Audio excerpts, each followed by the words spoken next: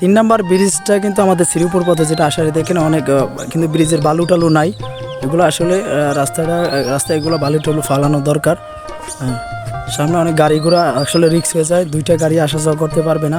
তো যারা এই যে দায়িত্বে আছে তারা আমি মনে করি যে এই রাস্তাগুলো সম্পূর্ণ ওগুলাই মাটি টাটি দিয়ে সম্পূর্ণ একবারে পরিপূর্ণ করে দেয়। যে আমরা আছি এখন যে শ্রীপুর থেকে আসার পথে 3 নাম্বার ব্রিজ যেটা বলে, সেই 3 নাম্বার ব্রিজের উপরে, এটা 3 নাম্বার ব্রিজ। দেখেন ব্রিজের উপরে অনেক মানুষের যে নদীবাঙ্গুল মানুষের ঘর এই দেখতে পাচ্ছেন, এদিকে অনেক ছিল।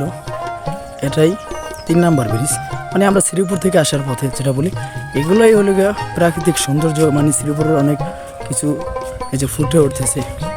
তো আমরা আর সামনের দিকে যাই, আরও 2টা ব্রিজ আছে, ওগুলো আপনাদেরকে দেখানোর চেষ্টা করব। আমরা এখন মহিষমারিতে একটা চায়ের দোকানে আছি।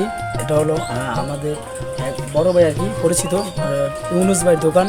ইউনুস ভাই দোকানে নাই, তার ছেলে আছে, বড় ছেলে। আর আমাদের মাঝে এই যে এখানে চাও কিন্তু বিখ্যাত, অনেক দূর থেকে মানুষ আছে।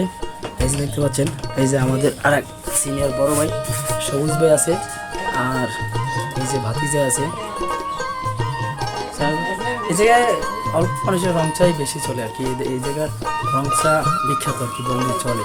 তো আপনারা যারা দূর দূরান্ত থেকে আসেন তো অবশ্যই আসবেন, আর আমার ভিডিও সম্পূর্ণ দেখুন। মহিষমারি গ্রামে কিন্তু এখানে অনেক এখন একবারে বাজারের মতো হয়ে গেছে বললেই চলে। যেমন আনন্দবাজার যেভাবে আগে 2-4টা দোকান ছিল, সেভাবে এখানে অনেক দোকান হচ্ছে, কিন্তু প্রায় 10-12টা।